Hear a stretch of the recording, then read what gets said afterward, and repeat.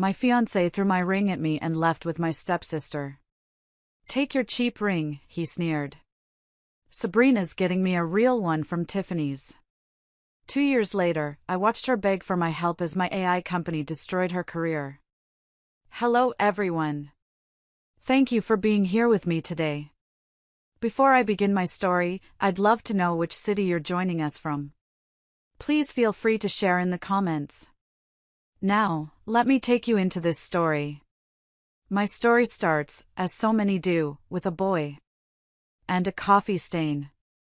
I'm a woman of 31 now, but I met my ex-fiancé, Preston, when I was just 23. It felt like something out of a quirky, indie movie. It was 2 a.m, and I was in the university library, my eyes feeling like sandpaper after 12 straight hours of coding. I was running on nothing but fumes and the sheer will to finish my final project. This guy, with his perfectly styled hair and a ridiculously expensive-looking watch, was walking past my table holding a cup of coffee. He tripped, on what, I still don't know, maybe the air, and his entire venti latte cascaded right over my open laptop. Anyone else would have screamed. My entire project, my entire grade, was on that machine. But I was so tired, so beyond the point of normal human reactions, that I just looked at him, then at the milky brown puddle spreading across my keyboard, and said, well, at least now my code has some flavor. Instead of running away in horror, he laughed. A real, deep belly laugh. And that's how it started. We spent 4 years together, the last 8 months of which we were engaged. For years where I truly, foolishly believed we had something real. He proposed to me with a ring he'd saved up for half a year, working extra shifts at his part-time job. I remember how his hands trembled when he opened the box. I accepted, of course. I cried those big, ugly, happy tears and posted pictures all over social media with captions about forever. It felt like forever. He used to come over to my tiny, third-floor walk-up apartment. It was a shoebox, maybe 600 square feet on a good day. The building had character, which is just a nice way of saying everything was constantly broken and the landlord couldn't care less. The elevator was more of a suggestion than a reality, and the pipes groaned like a dying whale every time you turned on the hot water. But Preston seemed to love it. He said it was authentic. We decorated with cheap string lights from a discount store and movie posters I'd collected over the years.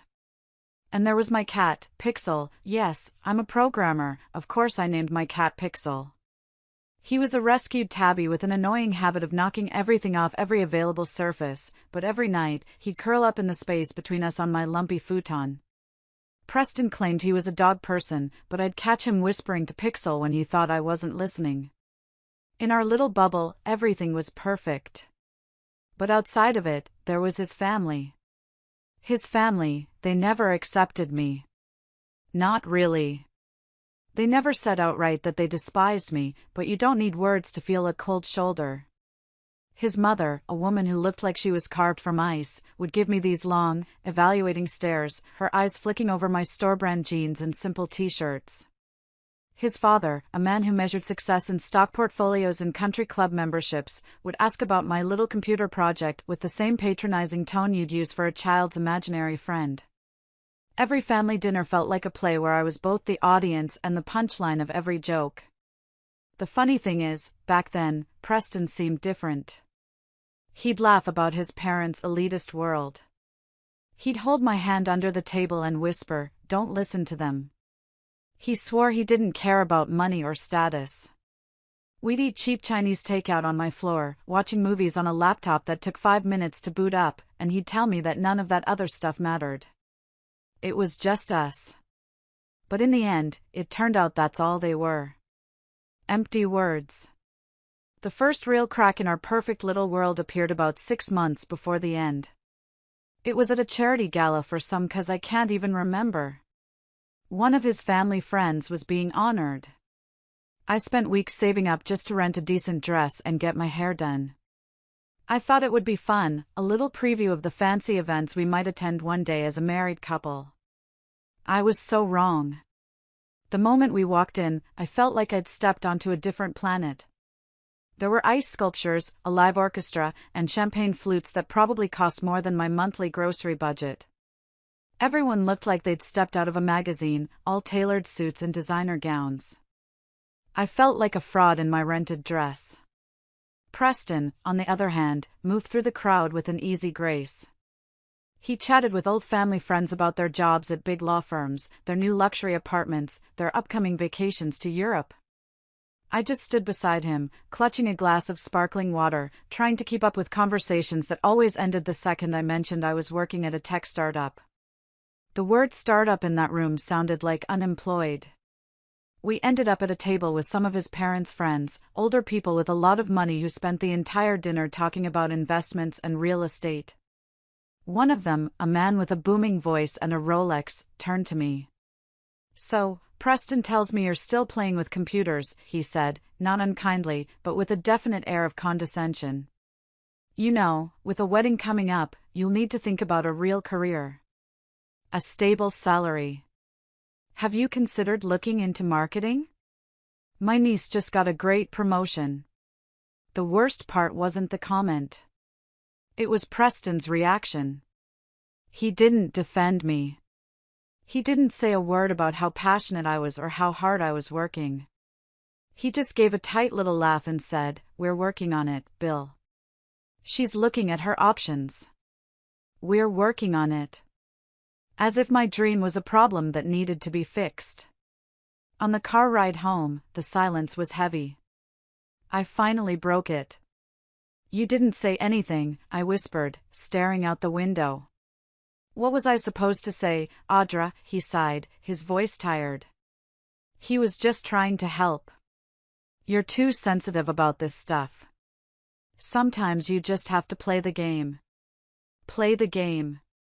That night, lying in bed, I realized for the first time that maybe we weren't even playing the same sport.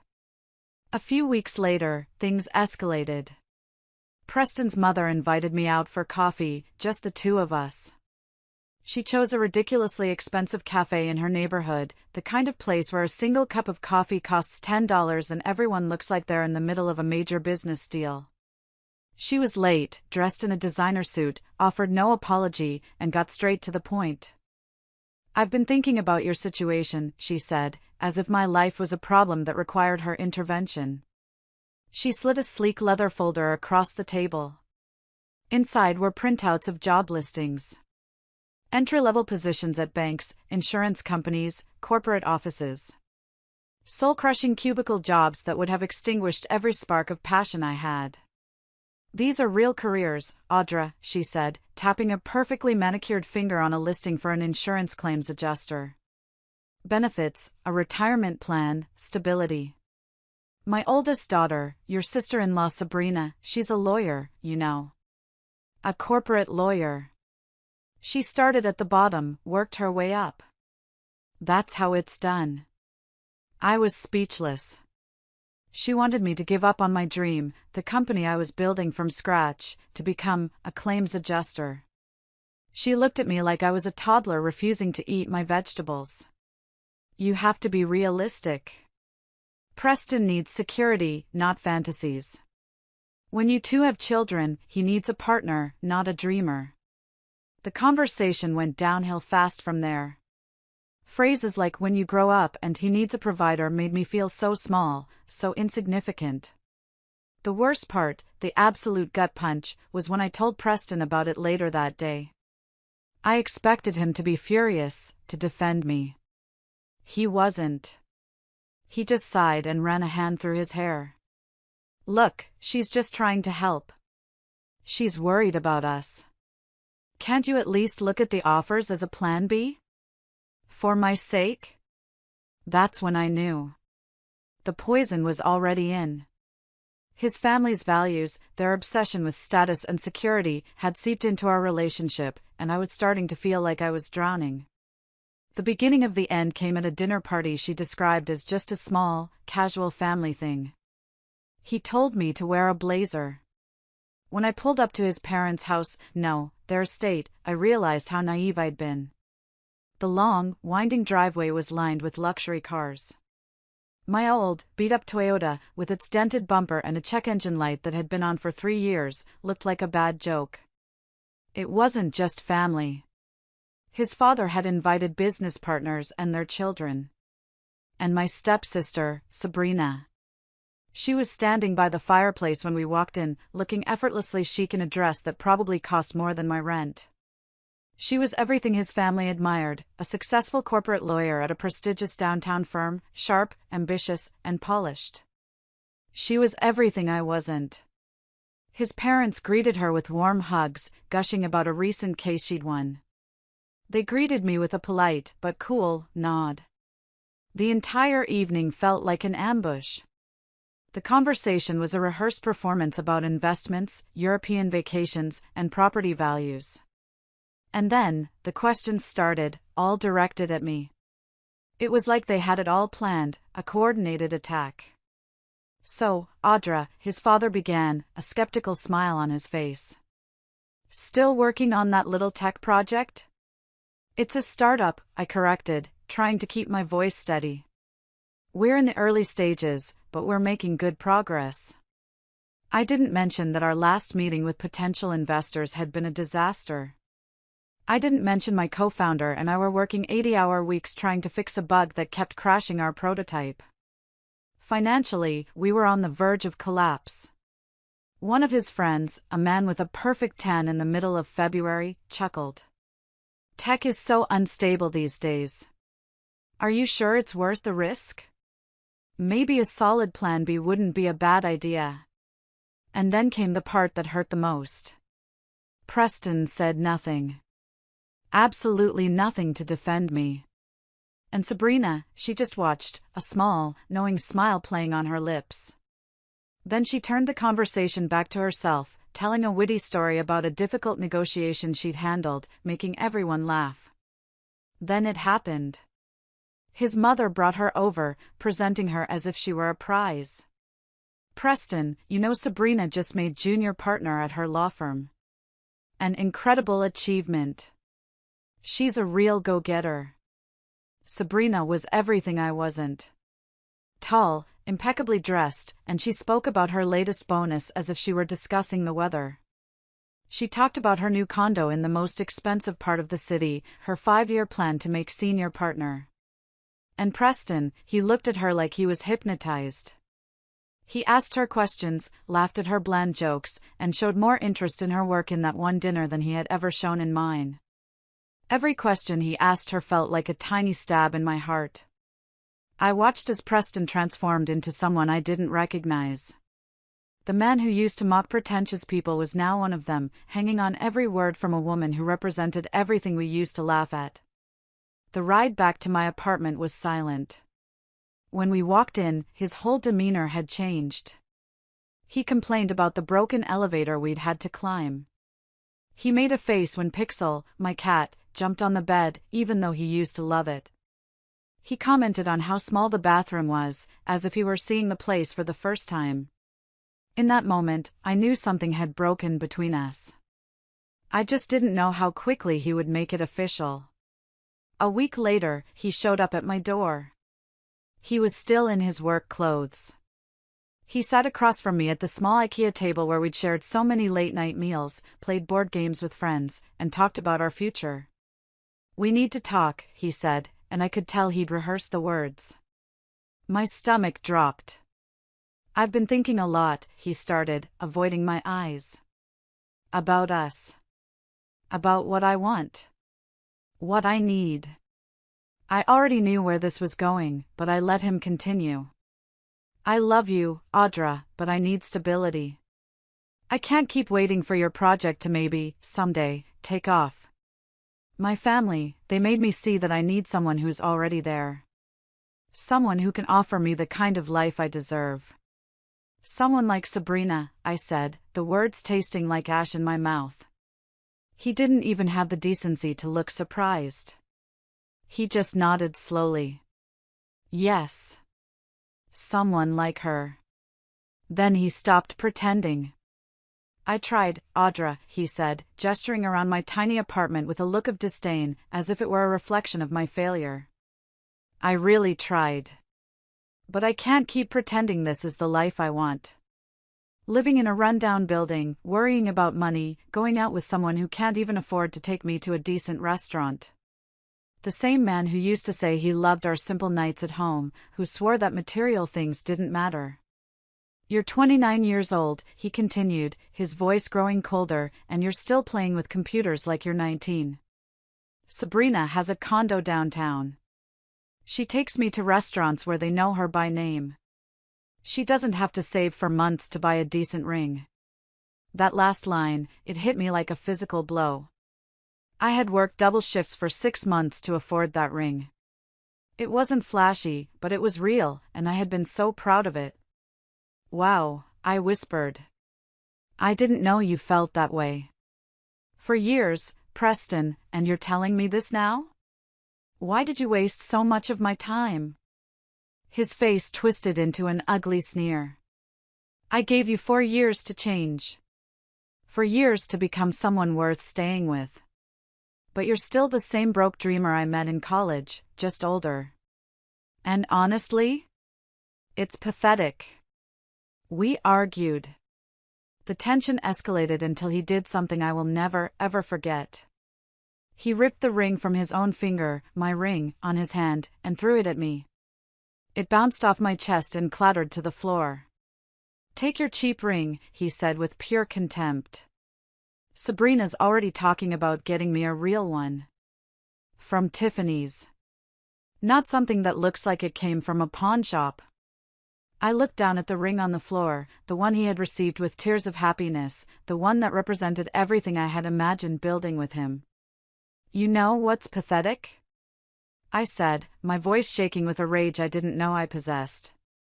Pretending you love someone while you're really just waiting for them to become someone else. Pretending you don't care about superficial things when you can't even admit what you really are from the beginning.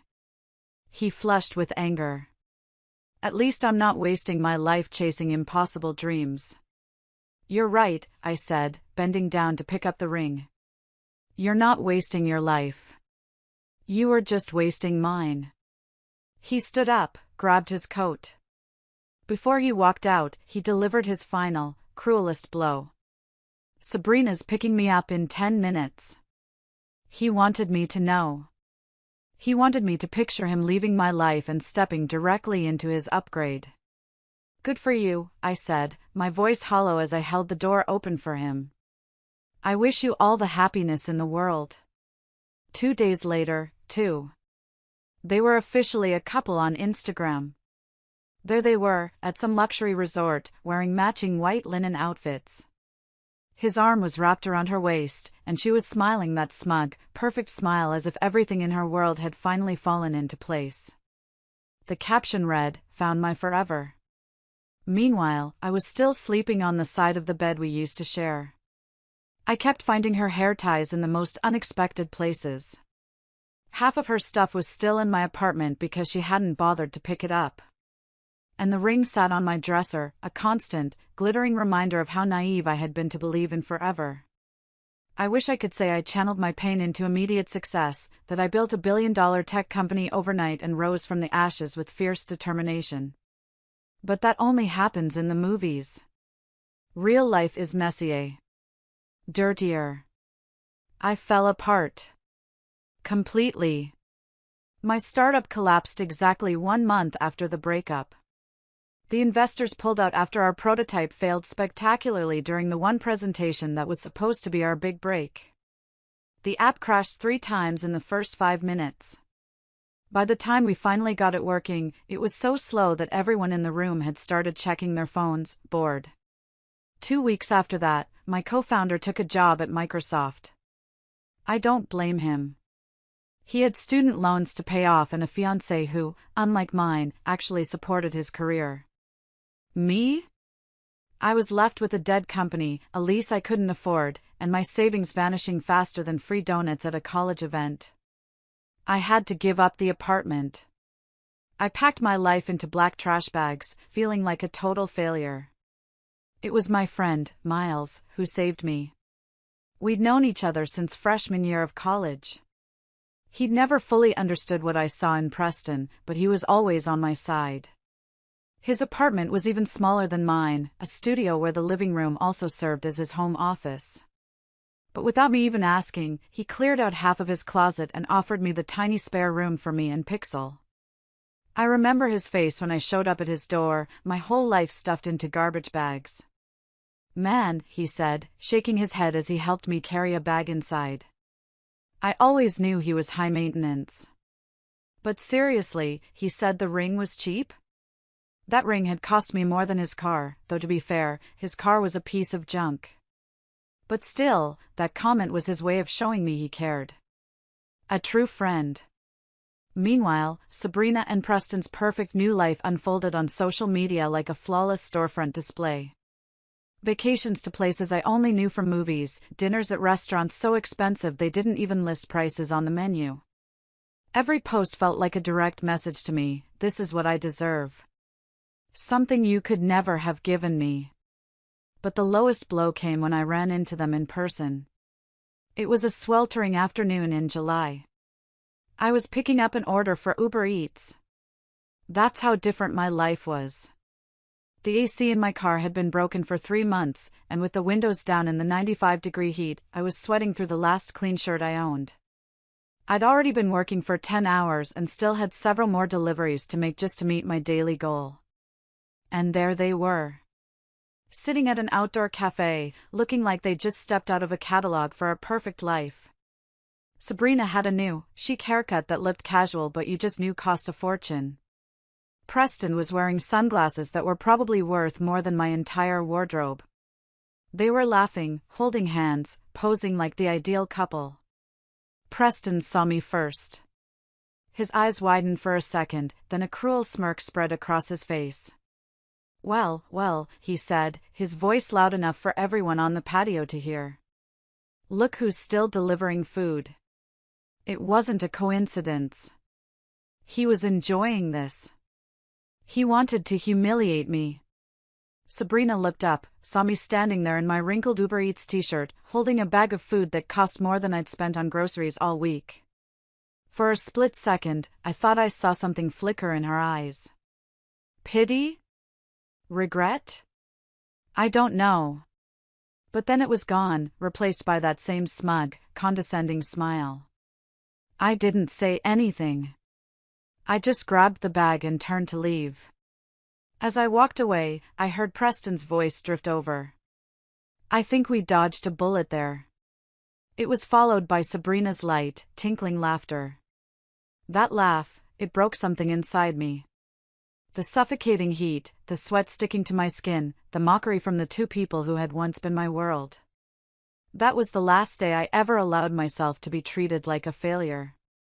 That night, I went back to Miles's apartment, deleted all of my social media accounts, and told him what happened. His response was classic Miles. "That guy sounds like the type who thinks mayonnaise is spicy." Then he added, with a grim smile, "Time to show them how the real world works, Audra."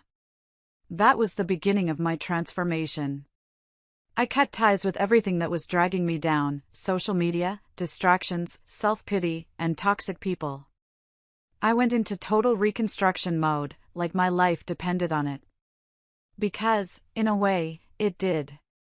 Sleep became a luxury I could barely afford. For hours a night, if I was lucky. During the day, I made deliveries. At night, I worked a second job at a grocery store, restocking shelves. And every single second in between, I was rebuilding my startup from scratch. But this time, I did it smart. No more empty pitches to investors. I learned to bootstrap, to build something real before I asked anyone for a dime. I also stopped trusting just anyone. My circle shrank to Miles and a couple of other friends who had proven they were there for me when everything fell apart. Miles was my rock. He'd bring me coffee when I was coding at 3 a.m. He made sure I ate something other than protein bars. He never once complained that his living room looked like a mad scientist's laboratory. He even helped me land my first few corporate clients through his own professional contacts, asking for nothing in return. He just wanted to see me succeed. For 2 years, I disappeared completely off Sabrina and Preston's radar. I had no idea what they were doing, and to be honest, I stopped caring. While they were playing house and living their perfect life, I was working harder than I ever thought possible. The new idea for my company was born from the ashes of my failure.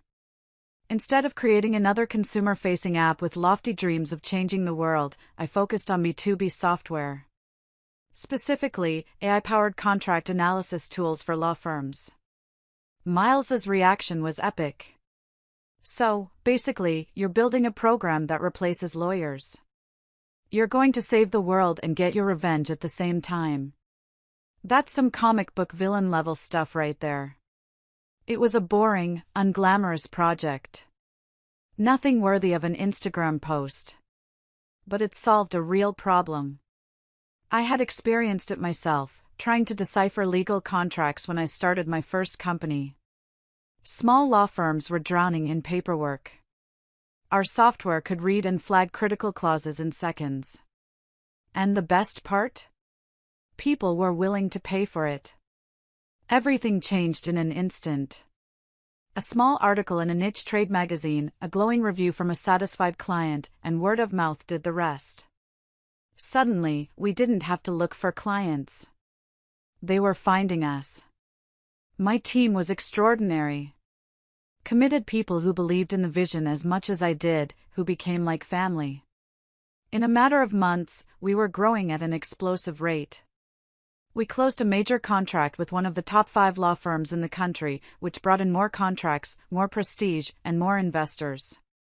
The company that started in Miles's living room was now opening offices in London and Singapore. We were expanding globally, shaking up an industry that had been operating the same way for decades. And the irony, the beautiful, poetic irony, was that the biggest impact we were having was in the field of corporate law. The exact area where Sabrina worked. Our tools were automating the tedious, entry-level tasks that junior lawyers used to do, the very tasks that had launched her career. When I pointed this out to Miles, he nearly choked on his coffee. "Are you telling me," he said, wiping tears of laughter from his eyes, "that your company is putting elite lawyers like your stepsister out of a job? And she doesn't even know it?" The first time I saw them again was at a major industry conference. I wasn't there as an attendee, I was the keynote speaker. A year ago, I couldn't have even afforded the ticket. Now, I was on the main stage, speaking about how artificial intelligence was transforming legal services to a packed audience of investors and top executives. After my presentation, as I was shaking hands with people interested in doing business, I saw them across the hall. Preston's parents. Their faces said it all. His mother stood frozen, a champagne glass halfway to her lips. And his father, the man who had mocked my tech project at that fateful dinner party, gave me a slow, deliberate nod. A nod of respect. And then I saw her. Sabrina. She was standing off to the side, completely still, staring at me as if she'd seen a ghost. She looked different. Still attractive, yes, but she no longer radiated that effortless confidence she used to display on social media. There was a weariness to her, something brittle. We didn't speak. We didn't even try to approach each other. But I saw the exact moment it clicked for her. The moment she realized who I was now. The girl she and her new boyfriend had left behind, the one they considered a failure, was, at that moment, more successful than anyone in their entire social circle. I remember Miles's text when I told him about it later. Did she have that look on her face like she just realized she cashed in her winning lottery ticket for a pack of gum? Please tell me she did. After that night, everything started moving fast. In certain circles, news travels quickly, especially when someone goes from nothing to success. Within a few weeks of that conference, invitations started arriving for events I'd never even heard of. One of them came directly from Preston's father. He invited me personally. I accepted, not because I wanted his approval, but because I knew what they were really after, a connection to my success. I arrived late on purpose. When I walked in, I saw them immediately, standing together near the bar. Preston looked exhausted, tense, with the haunted look of someone who knows their world is crumbling but can't do anything to stop it. And Sabrina, she was clinging to a glass of wine like a life raft. Her law firm was losing clients at an alarming rate to companies like mine. The traditional firms just couldn't compete with AI-driven efficiency. The old ways were becoming obsolete. Sabrina knew. When our eyes met across the room, I saw the same expression from the conference, only intensified. Pure, undiluted regret. A week later, she sent me a text. I had deleted her number long ago, but the message still came through. "Hey, it's been a while. I was wondering if we could talk sometime. Just to catch up." I didn't reply. So she did something more desperate. She showed up at my office. It was late, most of the team had gone home, and I was just finishing up some emails when the security guard buzzed my desk. "Ma'am, there's a woman here asking to see you. A Ms. Sabrina." I hesitated. I could have told him to send her away. But I didn't. In a way, this was the moment I'd unknowingly been preparing for since the day she and Preston left me. I told him to let her up. She walked in hesitantly, her eyes wide as she took in the modern furniture, the awards on the wall, the panoramic view of the city. It was all so different from the tiny apartment we had once known through our family connection. The confident, sharp lawyer was gone. In her place was a nervous, tense woman I'd never seen before. "Hi," she said with a sad little smile. "It's been a long time." I leaned back in my chair, crossed my arms, and just watched her.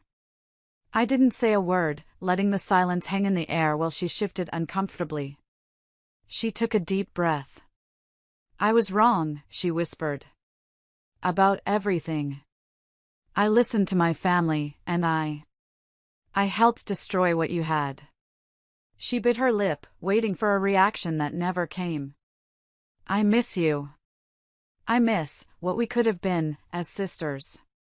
"What we could have been?" I asked, my voice flat, without a trace of emotion. She nodded eagerly, a flicker of hope in her eyes. "I know he hurt you. But maybe we could try again. You and me. As family." I stared at her in silence for a few long seconds before I let out a short, humorless laugh. "Try again?" I repeated. "Our family connection ended the day you stood by and watched your new boyfriend tear my life apart. You didn't want me when I had nothing. You didn't believe in me when I needed it most. You stood by a man who chose money and status over love, and you called him your own. But now that the tables have turned, now you're interested in being family again?" Her face crumpled as each word hit its mark. I stood up slowly, calmly buttoning my blazer. "Sabrina, I don't think about you. I don't miss you. And I can assure you, I don't need you." Just then, my office door opened. It was my boyfriend, Julian. A brilliant product designer I'd met at a conference back when my company was still being run out of Miles's apartment. A man who was smart, strong, handsome, and the complete opposite of Preston's superficial world. Sabrina went pale. I turned to Julian and gave him a warm, genuine smile. Then I turned my gaze back to Sabrina. "I found someone who is actually on my level." Turns out, it wasn't him. And it certainly wasn't you. I walked her to the elevator myself and watched as the doors slid shut, sealing her away. I didn't feel euphoric. I didn't feel vengeful. I just felt quiet. The quiet of a chapter finally, blessedly, closed. But that wasn't the end. It was just the opening move in a much larger game. A few weeks later, the rumors started to fly. Sabrina's firm was on the verge of collapse. Our AI-driven system was replacing traditional legal services at an alarming speed. We were faster, cheaper, more accurate. We did in minutes what they billed for in hours. I learned from industry colleagues that Sabrina was at her breaking point. Working 90-hour weeks, screaming at her staff, desperately trying to hold on to her most important clients. Miles, as always, had the perfect summary, so the woman whose boyfriend mocked you for playing with computers is now being destroyed by them. Poetic. Investors started pulling their money, seeing her firm as a fossil unable to survive in the modern landscape. The best part was, she still hadn't made the final connection that I was the one responsible for the entire debacle. While Sabrina was crumbling, Preston's parents went into damage control mode. The same people who had treated me like a worthless loser for years started trying to get in touch. His mother sent me fawning emails congratulating me on my achievements. His father mentioned me in interviews, calling me one of the most promising entrepreneurs of the decade. They invited me to events disguised as networking opportunities. I ignored them all, until his father called me directly. I answered out of pure curiosity. His voice was warm, friendly, sickeningly fake. "Audra, my girl. We should talk. Business, partnerships, you know. Let the past be the past." I let him talk, rambling on about synergies and shared futures, but I already knew where the conversation was headed. Finally, he got to it. "Look," he said, his voice lowering conspiratorially, "I know Preston made a mistake. We all know that. And Sabrina, well, she hasn't been doing so well lately. I think if you two would just sit down and talk." I hung up before he could finish the sentence. No apology. No acknowledgement of their cruelty. Just a shameless attempt to salvage their own reputation by latching onto my success. That was the last time I ever answered one of their calls. The moment Sabrina finally understood who was behind her downfall was simply impeccable. I was on a panel at another industry conference, this time discussing the future of AI in the legal field. In the middle of the discussion, the CEO of a renowned firm publicly praised my company. He said, "Honestly, these guys are revolutionizing the market. Even the big, traditional firms are struggling to keep up." The camera panned to the audience, and there she was. Her face was pale, her eyes wide with a mixture of confusion and sudden, dawning horror. In that instant, she knew. I wasn't just her stepsister's failed ex-fiancé. I was the woman who was dismantling her entire career, piece by piece. That same night, she completely lost it. I got a text from a mutual acquaintance. "Dude, Sabrina just had a meltdown in a partners meeting. You have to hear this." Apparently, during a strategy session, one of the senior partners used my company as an example of what they needed to fight against to stay competitive. Sabrina snapped. She started screaming that I was nothing but a lucky fraud, that my company would crash and burn, that traditional law would always prevail. The problem was, everyone in the room just stared at her like she had lost her mind. They realized then that she no longer represented the future. That place now belonged to me. But I still had one last move to make. Months later, my company was about to close its most ambitious acquisition yet, a smaller, but highly respected law firm that was a direct competitor to Sabrina's. It wasn't just a business transaction, it was checkmate. Once the deal was closed, we started poaching several of her firm's most important clients. In less than 6 months, her firm had no choice but to merge with a larger company just to avoid disappearing completely. Sabrina went from being a junior partner on the fast track to becoming just another employee, likely doing the same basic work she used to boast about having escaped.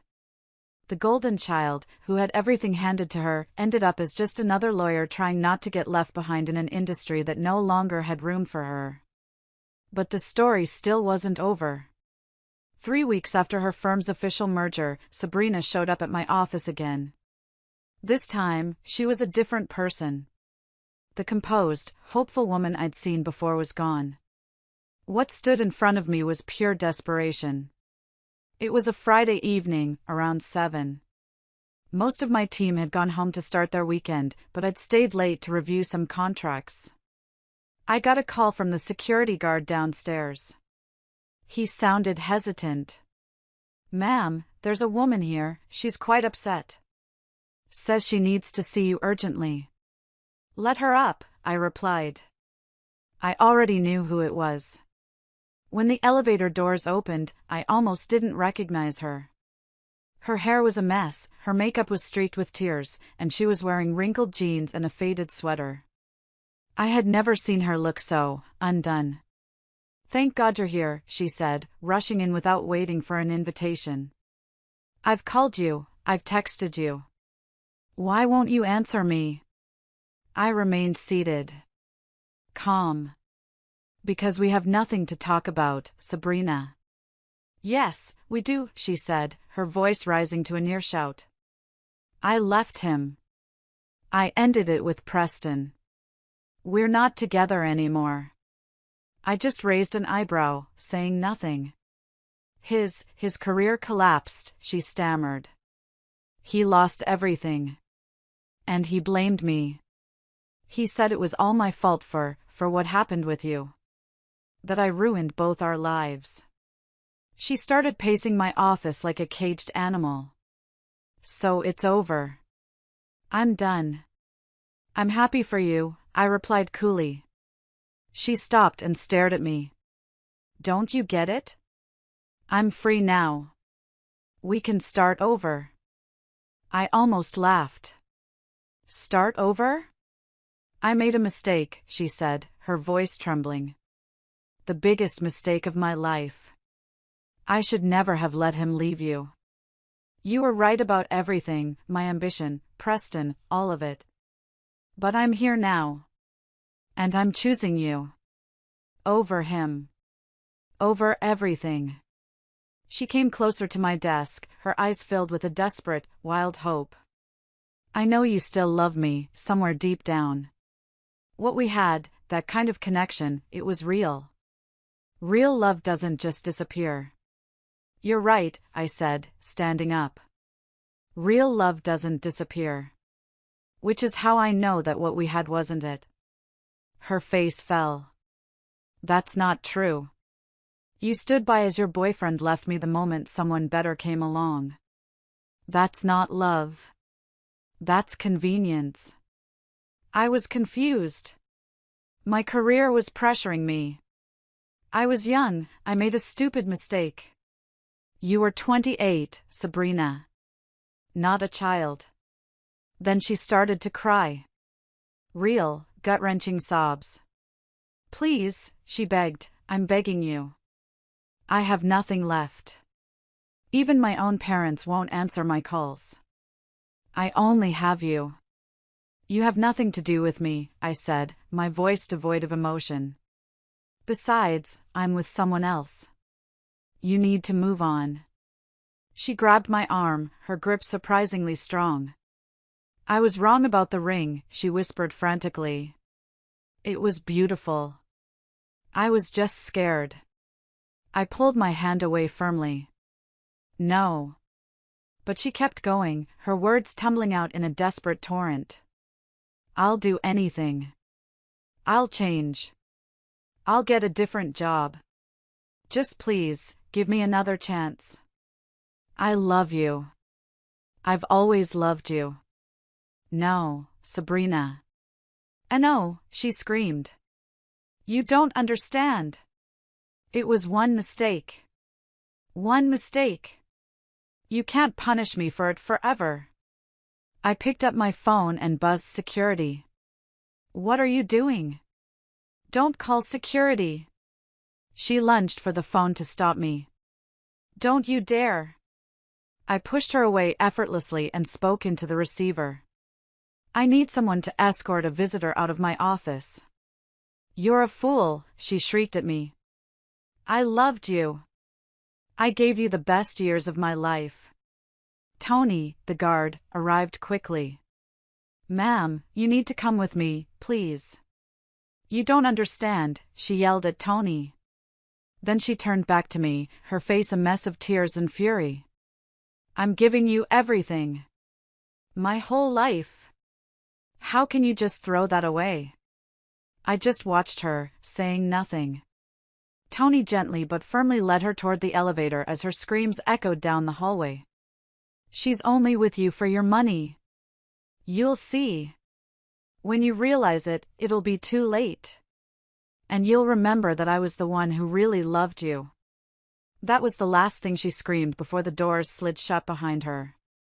I stood there for a moment, staring at the blank screen of my computer. I didn't feel anger or sadness. Just a firm, quiet calm. Like a long, exhausting chapter of my life had finally, truly, come to an end. The elevator doors closed, and with them, a long, painful chapter of my life finally shut for good. I stood there alone, in my office, looking down at the city lights that I had fought so hard to be a part of. If you're still listening, please help me by liking this video and commenting the number 1 down below. That way, I'll know you gave me a like, and I'll understand that you've been right here with me on this whole journey. Your support is a huge encouragement, a real cheer for me. Please, comment with the number 1, and then listen as I tell you the rest of my story. I took a deep breath, the sterile, air-conditioned quiet of the office feeling like a sanctuary. I didn't feel the triumphant thrill of victory I thought I would. There was no surge of vengeful pleasure. There was only peace. A profound, bone-deep quiet that settled over me. The war was over, not because I had won, but because I had simply chosen to stop fighting a battle that ended years ago. I picked up my phone and sent a text to Miles. Sabrina came to the office. Had a bit of a scene. She's gone now. It was a mess. He replied instantly. Again? What did she expect? A fairy tale ending with violins and fireworks? I smiled, not because it was funny, but because his blunt words held more truth than anything Sabrina had screamed. What she was looking for no longer existed. What I was to her, I no longer was. And whatever she had once represented to me was buried so long ago, under years of hard work, sweat, and tears. Just then, the door opened softly. It was Julian. He didn't say anything. He just came over, wrapped his arms around me from behind, and rested his chin on my shoulder. We stood there together, watching the endless stream of headlights moving below. "You okay?" he asked quietly.